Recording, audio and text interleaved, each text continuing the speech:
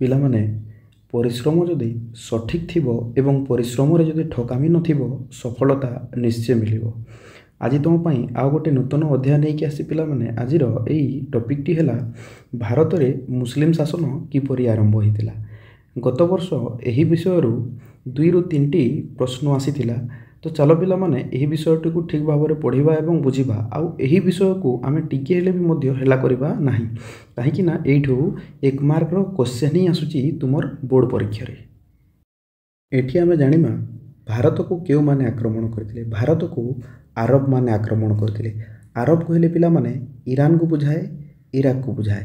ଏହି ଇରାନର ଲୋକମାନେ ଭାରତକୁ ଆକ୍ରମଣ କରିଥିଲେ, ଏହି ଇରାକର ଲୋକମାନେ ଭାରତକୁ ଆକ୍ରମଣ କରିଥିଲେ।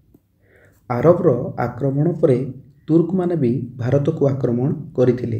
ଏ ଇରାକର ଉପରେ ତୁର୍କୀ ଅଛି ଦେଖ ପିଲାମାନେ, ସେ ତୁର୍କର ଲୋକମାନେ ମଧ୍ୟ ଭାରତକୁ ଆକ୍ରମଣ କରିଥିଲେ। ଭାରତକୁ ଆହୁରି ଆଫଗାନମାନେ ମଧ୍ୟ ଆକ୍ରମଣ କରିଛନ୍ତି। ପାକିସ୍ତାନର ପଛପଟେ ଅଛି ଆଫଗାନ ଦେଖ ପିଲାମାନେ, ମୁଁ ସୂଚାଇ ଦେଉଛି। ଏହି ଆଫଗାନମାନେ ବି ମଧ୍ୟ ଭାରତକୁ ଆକ୍ରମଣ କରିଥିଲେ। ଭାରତକୁ ଆହୁରି ମଙ୍ଗୋଲମାନେ ମଧ୍ୟ ଆକ୍ରମଣ କରିଥିଲେ। ଆଉ ଏହି ମଙ୍ଗୋଲମାନେ ଉଜବେକିସ୍ତାନର ଥିଲେ। ଏହି ଉଜବେକିସ୍ତାନରୁ ସେମାନେ ଭାରତକୁ ଆକ୍ରମଣ କରିଥିଲେ। ତାହା ସହିତ ଏହି ମଙ୍ଗୋଲମାନେ ଆହୁରି ଏ ମଙ୍ଗୋଲିଆର ମଧ୍ୟ ଥିଲେ। ଏଇଠୁ ବି ସେମାନେ କ'ଣ କରିଛନ୍ତି, ଭାରତକୁ ଆକ୍ରମଣ କରିଛନ୍ତି।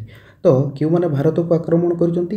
ଆରବମାନେ ଆକ୍ରମଣ କରିଛନ୍ତି, ତୁର୍କମାନେ ଆକ୍ରମଣ କରିଛନ୍ତି, ଆଫଗାନମାନେ ଆକ୍ରମଣ କରିଛନ୍ତି, ତା ସହିତ ମୋଗଲମାନେ ମଧ୍ୟ ଆକ୍ରମଣ କରିଛି। ଏବଂ ଆରବ, ତୁର୍କ, ଆଫଗାନ ଓ ମୋଗଲ କେଉଁ କେଉଁ ଜାଗାରେ ଏସିଆରେ ଥିଲେ, ମୁଁ ଏହି ଏସିଆ ମ୍ୟାପ୍ରେ ହିଁ ତୁମମାନଙ୍କୁ ବତେଇ ଦେଇଛି। ତ ପିଲାମାନେ ଭାବୁଛି ତୁମେମାନେ ଏହି ସ୍ଲାଇଡ଼୍ଟିକୁ ଠିକ୍ସେ ବୁଝିପାରିଥିବ। ବର୍ତ୍ତମାନ ଆମେ ଜାଣିବା ମହମ୍ମଦ ବିନ୍ କାସିମଙ୍କ ବିଷୟରେ ବା ଆରବମାନଙ୍କର ସିନ୍ଧୁ ପ୍ରଦେଶକୁ ଆକ୍ରମଣ ବିଷୟରେ। ମହମ୍ମଦ ବିନ୍ କାସିମ ଆରବ ଦେଶର ସେନାଧ୍ୟକ୍ଷ ଥିଲେ। ସେ ଭାରତରେ ଥିବା ସିନ୍ଧୁ ପ୍ରଦେଶକୁ ଆକ୍ରମଣ କରିଥିଲେ। ସିନ୍ଧୁ ପ୍ରଦେଶ ବର୍ତ୍ତମାନ ପିଲାମାନେ ପାକିସ୍ତାନରେ ହିଁ ଅବସ୍ଥିତ, ପାକିସ୍ତାନର ଗୋଟେ ରାଜ୍ୟ ଅଟେ। ଆଉ ସେହି ସମୟରେ ସିନ୍ଧୁ ପ୍ରଦେଶର ରାଜା ଥିଲେ ଦାହିର। ଦାହିର ଏବଂ ମହମ୍ମଦ ବିନ୍ କାସିମଙ୍କ ମଧ୍ୟରେ ଆରୋର ଯୁଦ୍ଧ ହୁଏ ଏବଂ ସେହି ଆରୋର ଯୁଦ୍ଧରେ ଦାହିରଙ୍କୁ ସେ ପରାସ୍ତ କରନ୍ତି। ଦାହିରକୁ ପରାସ୍ତ କରିସାରିଲା ପରେ ମହମ୍ମଦ ବିନ୍ କାସିମ ସିନ୍ଧୁ ପ୍ରଦେଶକୁ ଅଧିକାର କରନ୍ତି 712 ଖ୍ରୀଷ୍ଟାବ୍ଦରେ। ଏବଂ ମହମ୍ମଦ ବିନ୍ କାସିମଙ୍କର ସିନ୍ଧୁ ପ୍ରଦେଶ ଆକ୍ରମଣ ଥିଲା ଭାରତର ମୁସଲମାନ ଆକ୍ରମଣ, ଭାରତର ପ୍ରଥମ ମୁସଲମାନ ଆକ୍ରମଣ। ମହମ୍ମଦ ବିନ୍ କାସିମ ସିନ୍ଧୁ ପ୍ରଦେଶର ରାଜା ଦାହିରକୁ ସିନ୍ଧୁ ନଦୀ କୂଳରେ ହିଁ ତାଙ୍କୁ ପରାସ୍ତ କରିଥିଲେ। ଏଇଠି ଦେଖିପାରୁଥିବ ପିଲାମାନେ ଯେଉଁ ଫଟୋ ଚିତ୍ରଟି ଅଛି, ମହମ୍ମଦ ବିନ୍ କାସିମଙ୍କର ଫଟୋ ଚିତ୍ରଟି। ଏଇଠୁ ଅନେକ ଗୁଡ଼ିଏ ପ୍ରଶ୍ନ ଆସିବ ପିଲାମାନେ, ଯେମିତିକି ମହମ୍ମଦ ବିନ୍ କାସିମ କେଉଁ ଦେଶର ସେନାଧ୍ୟକ୍ଷ ଥିଲେ? କେଉଁ ଦେଶର ସେନାଧ୍ୟକ୍ଷ ଥିଲେ? ଆରବ ଦେଶର ସେନାଧ୍ୟକ୍ଷ ଥିଲେ। ମହମ୍ମଦ ବିନ୍ କାସିମ ଭାରତର କେଉଁ ପ୍ରଦେଶକୁ ଆକ୍ରମଣ କରିଥିଲେ? କେଉଁ ପ୍ରଦେଶକୁ ଆକ୍ରମଣ କରିଥିଲେ? ସିନ୍ଧୁ ପ୍ରଦେଶକୁ ଆକ୍ରମଣ କରିଥିଲେ। ମହମ୍ମଦ ବିନ୍ କାସିମ ସିନ୍ଧୁ ପ୍ରଦେଶକୁ ଆକ୍ରମଣ କରିବା ସମୟରେ ସିନ୍ଧୁ ପ୍ରଦେଶର ରାଜା କିଏ ଥିଲେ? ସିନ୍ଧୁ ପ୍ରଦେଶର ରାଜା ଥିଲେ ଦାହିର। ମହମ୍ମଦ ବିନ୍ କାସିମ ଓ ଦାହିରଙ୍କ ମଧ୍ୟରେ କେଉଁ ଯୁଦ୍ଧ ହୋଇଥିଲା? କେଉଁ ଯୁଦ୍ଧ ହୋଇଥିଲା? ଆରୋର ଯୁଦ୍ଧ ହୋଇଥିଲା। ମହମ୍ମଦ ବିନ୍ କାସିମ ଓ ଦାହିରଙ୍କ ମଧ୍ୟରେ ଯେଉଁ ଯୁଦ୍ଧ ହୋଇଥିଲା, ସେହି ଯୁଦ୍ଧରେ ବିଜୟ ଲାଭ କିଏ କରିଥିଲେ? ମହମ୍ମଦ ବିନ୍ କାସିମ ବିଜୟ ଲାଭ କରିଥିଲେ। ମହମ୍ମଦ ବିନ୍ କାସିମ ଓ ଦାହିରଙ୍କ ମଧ୍ୟରେ ହୋଇଥିବା ଯୁଦ୍ଧରେ ପରାସ୍ତ କିଏ ହୋଇଥିଲେ? ଦାହିର ପରାସ୍ତ ହୋଇଥିଲେ। ମହମ୍ମଦ ବିନ୍ କାସିମ ଦାହିରକୁ କେଉଁ ନଦୀ କୂଳରେ ପରାସ୍ତ କରିଥିଲେ? ସିନ୍ଧୁ ନଦୀ କୂଳରେ ପରାସ୍ତ କରିଥିଲେ। ମହମ୍ମଦ ବିନ୍ କାସିମ ସିନ୍ଧୁ ପ୍ରଦେଶକୁ କେବେ ଅଧିକାର କଲେ? 712 ଖ୍ରୀଷ୍ଟାବ୍ଦରେ ଅଧିକାର କଲେ। ଭାରତକୁ ପ୍ରଥମ ଆକ୍ରମଣ କରିଥିବା ମୁସଲମାନ କିଏ ଥିଲେ? ମହମ୍ମଦ ବିନ୍ କାସିମ ଥିଲେ। ଏମିତି କରି ତୁମର ପରୀକ୍ଷାରେ ପ୍ରଶ୍ନ ଆସିପାରେ। ତ ପିଲାମାନେ ଭାବୁଛି ବର୍ତ୍ତମାନ ତୁମର ଏହି ମହମ୍ମଦ ବିନ୍ କାସିମ ଏବଂ ସିନ୍ଧୁ ପ୍ରଦେଶ ଆକ୍ରମଣକୁ ନେଇକି ଯାହା ବି ତୁମର ଡାଉଟ୍ ଥିବ କ୍ଲିଅର ହୋଇସାରିଥିବ। ବର୍ତ୍ତମାନ ଜାଣିବା ଆମେ ମାମୁଦ ଗଜନୀର ବିଷୟରେ। ମାମୁଦ ଥିଲେ ଗଜନୀର ଶାସକ। ସେ ଭାରତକୁ 17 ଥର ଆକ୍ରମଣ କରିଥିଲେ ଏବଂ ତାଙ୍କର ଆକ୍ରମଣ କରିବା ପଛରେ ଲକ୍ଷ୍ୟ ଥିଲା ତାଙ୍କର ଇସଲାମ ଧର୍ମକୁ ଭାରତରେ ପ୍ରଚାର କରିବା। ଭାରତର ସେହି ସମୟରେ ମନ୍ଦିର ଗୁଡ଼ିକ ଧନ ସମ୍ପତ୍ତିରେ ପରିପୂର୍ଣ୍ଣ ଥିଲା ଏବଂ ସେହି ଧନ ସମ୍ପତ୍ତିକୁ ଲୁଟିବା, ତା ସହିତ ସାମ୍ରାଜ୍ୟ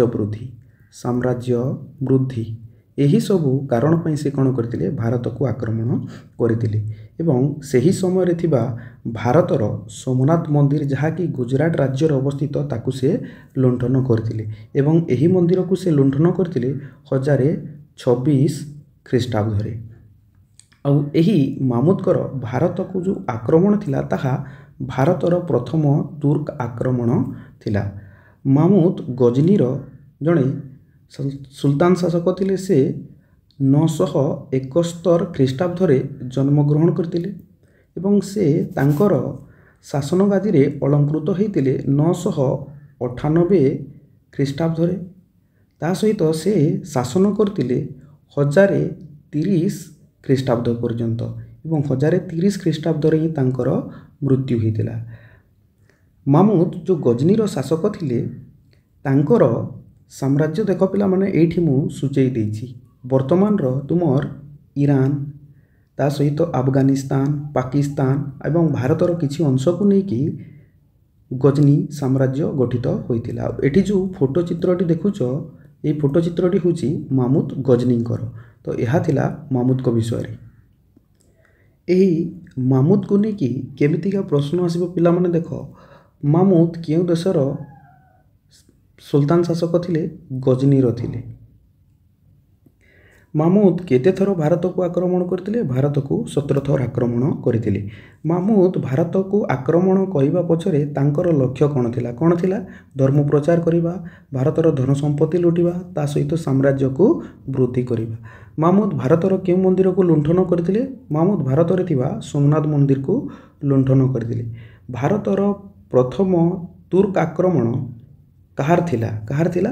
ମାମୁଦଙ୍କର ଯେଉଁ ଆକ୍ରମଣ ଥିଲା ତାହା ଭାରତର ପ୍ରଥମ ତୁର୍କ ଆକ୍ରମଣ ଥିଲା ବା ଭାରତ ପ୍ରତି ପ୍ରଥମ ତୁର୍କ ଆକ୍ରମଣ ଥିଲା। ମାମୁଦ କେବେ ଜନ୍ମଗ୍ରହଣ କରିଥିଲେ? 971 ଖ୍ରୀଷ୍ଟାବ୍ଦରେ ଜନ୍ମଗ୍ରହଣ କରିଥିଲେ। ମାମୁଦ କେବେ ଗଜନୀର ଶାସକ ହେଲେ? 998 ଖ୍ରୀଷ୍ଟାବ୍ଦରେ ମାମୁଦ ଗଜନୀର ଶାସକ ହେଲେ। ମାମୁଦ କେବେ ମୃତ୍ୟୁବରଣ କଲେ? 1030 ଖ୍ରୀଷ୍ଟାବ୍ଦରେ। ଆଉ ଏଠି ମୁଁ ଦର୍ଶାଇ ଦେଇଛି ଫଟୋ ଚିତ୍ର ଯେ ମାମୁଦ କେଉଁ କେଉଁ ଅଞ୍ଚଳରେ ଶାସନ କରୁଥିଲେ। Iran, Afghanistan, modern day Pakistan ତା ସହିତ ଭାରତର ସିନ୍ଧୁ ପ୍ରଦେଶ ଅଞ୍ଚଳକୁ ସେ ଶାସନ କରୁଥିଲେ। ବର୍ତ୍ତମାନ ଆମେ ଜାଣିବା ମହମ୍ମଦ ଘୋରୀଙ୍କ ବିଷୟରେ। ମହମ୍ମଦ ଘୋରୀ ଘୋର ରାଜ୍ୟର ରାଜା ଥିଲେ। ମହମ୍ମଦ ଘୋରୀ ଏବଂ ପୃଥ୍ୱୀରାଜ ଚୌହାନଙ୍କ ମଧ୍ୟରେ ପ୍ରଥମ ତିରୋରୀ ଯୁଦ୍ଧ ହୋଇଥିଲା 1191 ମସିହାରେ। ମହମ୍ମଦ ଘୋରୀ ପ୍ରଥମ ତିରୋରୀ ଯୁଦ୍ଧରେ ପରାସ୍ତ ହୋଇଥିଲେ ଏବଂ ପୃଥ୍ୱୀରାଜ ଚୌହାନ ପ୍ରଥମ ତିରୋରୀ ଯୁଦ୍ଧରେ ବିଜୟ ଲାଭ କରିଥିଲେ। ମହମ୍ମଦ ଘୋରୀ ପ୍ରତିଶୋଧ ନେବାକୁ ଚାହିଁଥିଲେ। ପୃଥ୍ୱୀରାଜ ଚୌହାନ ପିଲାମାନେ ଚୌହାନ ରାଜବଂଶର ସେ ରାଜା ଥିଲେ। ସେ ଆଜମେରରେ ଶାସନ କରୁଥିଲେ। ଆଜମେର ପିଲାମାନେ ବର୍ତ୍ତମାନର ରାଜସ୍ଥାନରେ ହିଁ ଅଛି। ଏହି ଚୌହାନ ରାଜବଂଶ ରାଜସ୍ଥାନ, ହରିୟାଣା, ଦିଲ୍ଲୀ ଏବଂ ବର୍ତ୍ତମାନର କିଛି ଅଞ୍ଚଳ ଉତ୍ତରପ୍ରଦେଶର କୁ ନେଇକି ଗଠିତ ଥିଲା ଏବଂ ତାଙ୍କର ରାଜଧାନୀ ଥିଲା ଆଜମେର, ଯାହାକି ରାଜସ୍ଥାନରେ ହିଁ ଅବସ୍ଥିତ। ଏଠି ଯେଉଁ ପ୍ରଥମ ଫଟୋ ଚିତ୍ରଟି ଦେଖୁଛ ପିଲାମାନେ, ଏହି ଫଟୋ ଚିତ୍ରଟି ହେଉଛି ମହମ୍ମଦ ଘୋରୀଙ୍କର ଫଟୋ ଚିତ୍ର ଏବଂ ଦ୍ୱିତୀୟ ଫଟୋ ଚିତ୍ରଟି ହେଉଛି ପୃଥ୍ୱୀରାଜ ଚୌହାନଙ୍କର ଫଟୋ ଚିତ୍ର। ଏଠି ପ୍ରଶ୍ନ କେମିତିକା ଆସିବ ପିଲାମାନେ ଦେଖ। ଘୋର ବା ଘୋରିଦ ରାଜ୍ୟର ରାଜା କିଏ ଥିଲେ? ମହମ୍ମଦ ଘୋରୀ। ପ୍ରଥମ ତିରୋରୀ ଯୁଦ୍ଧ କେବେ ହେଇଥିଲା? 1191 ଖ୍ରୀଷ୍ଟାବ୍ଦରେ।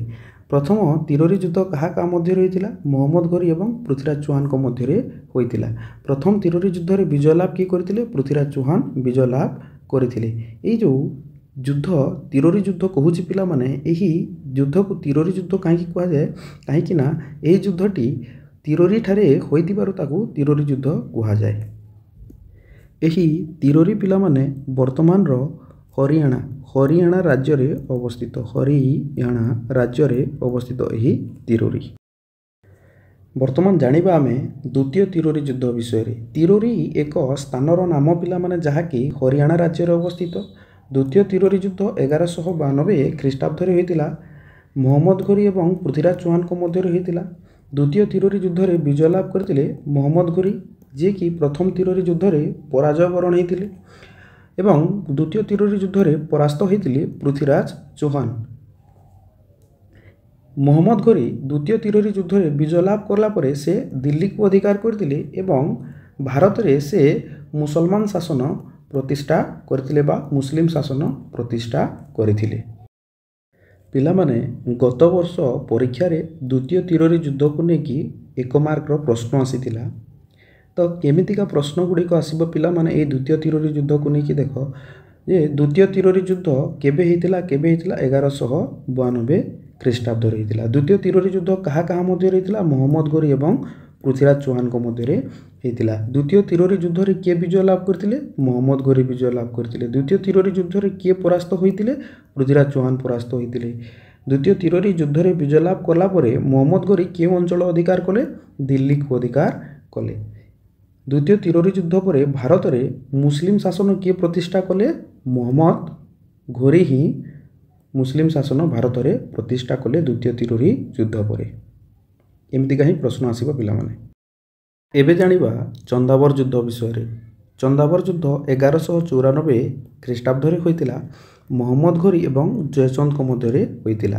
ଜୟଚନ୍ଦ କିଏ ଥିଲେ ପିଲାମାନେ? ଜୟଚନ୍ଦ ଥିଲେ ଶେଷ ରାଜପୁତ ଶାସକ ଭାରତରେ ଏବଂ ଏହି ଚନ୍ଦାବର ଯୁଦ୍ଧରେ ବିଜୟ ଲାଭ କରିଥିଲେ ମହମ୍ମଦ ଘୋରୀ ପରାସ୍ତ ହୋଇଥିଲେ ଜୟଚନ୍ଦ ଏବଂ ଏହି ଚନ୍ଦାବର ଯୁଦ୍ଧ ପରେ ମହମ୍ମଦ ଘୋରୀ ଭାରତରେ ସମ୍ପୂର୍ଣ୍ଣ ରୂପେ ତୁର୍କୀ ଶାସନ ପ୍ରତିଷ୍ଠା କରିଦେଇଥିଲେ।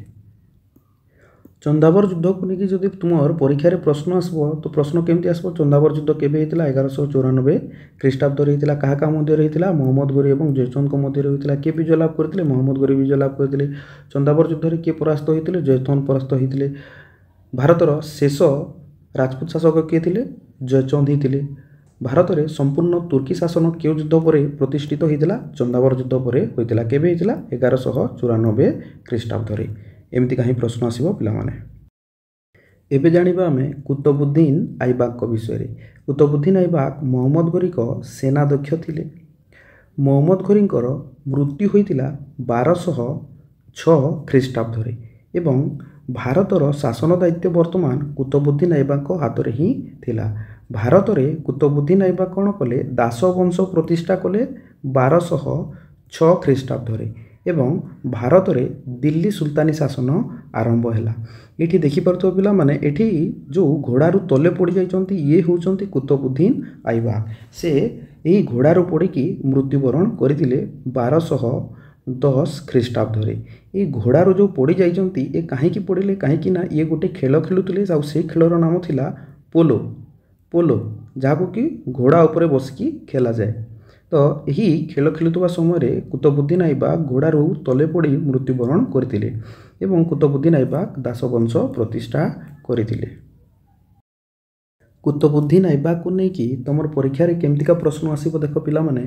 ମହମ୍ମଦ ଘୋରୀଙ୍କ ସେନାଧ୍ୟକ୍ଷ କିଏ ଥିଲେ? କୁତବୁଦ୍ଦିନ ଆଇବାକ ଥିଲେ।